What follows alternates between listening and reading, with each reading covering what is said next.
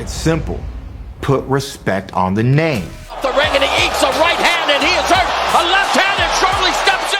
Having all those fans, them watching us to watch him, I will grab those people as well. He'll protect the fighter in here. He's ready to stop him. There it is. Fundora's a machine. He's never stopped. On March 28th, 2026, the MGM Grand Garden Arena in Las Vegas hosts a fight that boxing fans have been waiting for. WBC Super Welterweight World Champion Sebastian, the towering Inferno, Fundora, puts his title on the line against former unified welterweight champion Keith "one-time" Thurman.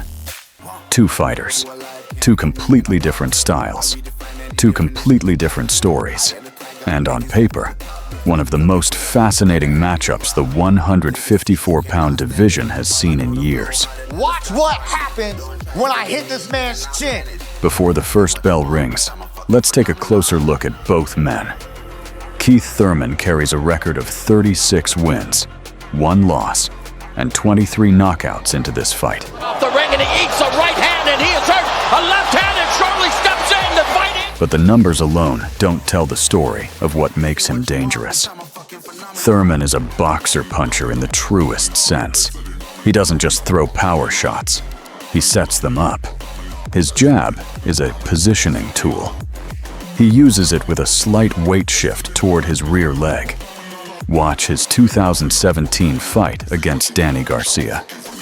In round 1, Thurman rocks Garcia, a man known for one of the hardest chins in the division, with a right hand that Garcia simply never saw coming. Sweeping left hook by Thurman. His footwork is built on an in-and-out rhythm. He enters, fires combinations, and exits before the counter lands. In his dominant 2015 win over Robert Guerrero, he used this pattern for 12 complete rounds, controlling distance, landing a 9th round knockdown, and walking away with a near shutout on the scorecards. Then, there's his body attack. Thurman is one of the more committed body punchers in the modern welterweight era. Against Diego Chavez in 2013, he spent 10 rounds hammering the midsection before stopping him in the 10th. And Chavez is again down on the canvas. Against Jesus Soto Carras that same year, the bodywork accumulated into 2 knockdowns. One in the 5th round, Off on the head of Soto Carras. And down goes Soto Carras. and another in the 9th. He eats a right hand and he is hurt. A left hand and Charlie steps in. The fight is over. Thurman plays the long game. He invests early so he can collect late.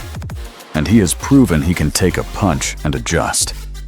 Against Luis Collazo in 2015, he was rocked by a body shot in round 5 that nearly dropped him. You make a new move. Ring 2 belts. On 5, and now he's trying to chase down the unbeaten Keith Thurman. He's looking to wrap up. That's where you want to go. And still came back to win. Oh, good sharp. Keith, one-time Thurman. Against Manny Pacquiao in 2019, he was put on the canvas in the 1st round Manny Pacquiao. Oh, down goes Thurman. and went the full 12, pushing the Hall of Famer to a close split decision. Pacquiao on the right. Pacquiao's team called it one of the hardest fights of his career. Oh, right by Thurman. Oh, good right hand, left hook. Now, Thurman is 36 years old and moving up to 154 pounds. He most recently knocked out Brock Jarvis in the 3rd round in Australia in March 2025. Jarvis hurt. Down. His first fight in over 3 years. Game over. It's like he never left. It's Thurman the Great. Before that, in February 2022, he outpointed Mario Barrios with ease. Springing out with that left hook on top of the head. The inactivity is a real question mark. But the skill? The skill has never been the issue. The challenge for Thurman. He is walking into Fundora's house, literally, as Fundora has headlined at MGM Grand before. He's moving up a weight class, and he will face a physical profile unlike anything he has dealt with in his career. The size, the angles, the southpaw stance, all of it will be new. Sebastian Fundora is 28 years old, stands 6 feet 5.5 inches tall, fights out of a southpaw stance, and carries an 80-inch reach. He holds a record of 23 wins. Owens upright, and this one is over. 1 loss. Now he's trying to One draw and 15 knockouts. He is the reigning WBC Super Welterweight World Champion.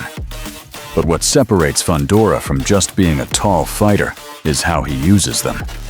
Trained since childhood by his father Freddie, a former professional boxer himself, Fundora doesn't just maintain distance. He presses forward. He walks into range, fires in both directions, and dares opponents to trade with him. His southpaw jab is a genuine weapon. Sean Rosario back in 2018. Against Tim Tszyu in their first fight in March 2024, the fight that made him champion, Fundora out-jabbing Tszyu 93-39. He used that jab to disrupt Tszyu's rhythm, set up his left hand, and control the fight despite an early cut on his nose. He won by split decision in what was considered an upset at the time. In the rematch with Tszyu in July 2025, Fundora went even further. He's not doing the thing you're supposed to do against a soccer. Hold up, he's getting tapped. Pummeled that right hook. Exactly. He believes in the power of his left hand. But that's the thing, people. Once again, how will he deal with it? Stopping him in the 7th round. Match against Tim Tszyu. His uppercut is arguably his best weapon. Against Erickson Lubin in April 2022, Fundora was actually knocked down in round 7 and fell behind on 2 scorecards. Fundora in major trouble. He is down. Then came back to stop Lubin before round 10. Has him pressed in the corner. And another up. And now the fight is over. In that fight, he called his right uppercut his lucky punch. And it was the shot that started the comeback. Sebastian Fundora. Against Cordell Booker in March 2025, he used a left hook, followed by sharp uppercuts in round 4 to put Booker on the canvas and seal the stoppage. Trying to hold on to Booker, and he goes down. Time was about lost, and it's over. Sebastian Fundora. Fundora is also willing to be hit. He doesn't shy away from exchanges. His fighting style is more brawler than boxer, which is the paradox of his career. A 6'5" fighter who would rather stand and fight than use his length to keep opponents away. His only knockout loss came against Brian Mendoza in April 2023. When he was stopped in round 7, a fight where he was actually ahead on all 3 scorecards before the finish.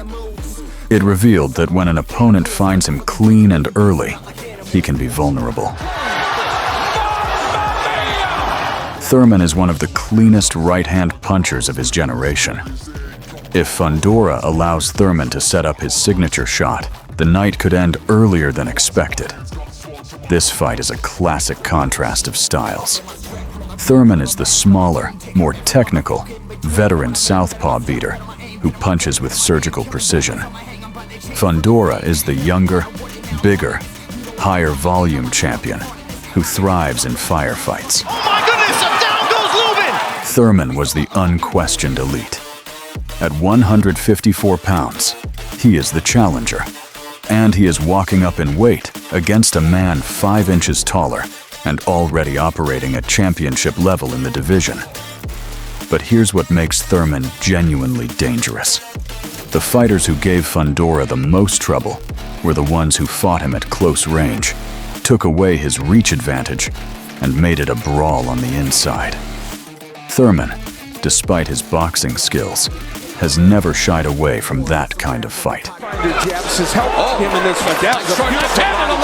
And for Fundora, every fight has been an opportunity to prove that his size is not his only asset, that the son of a Cuban boxer, trained in Coachella since the age of 8, belongs at the top of this sport. Oh my goodness, down goes Lubin!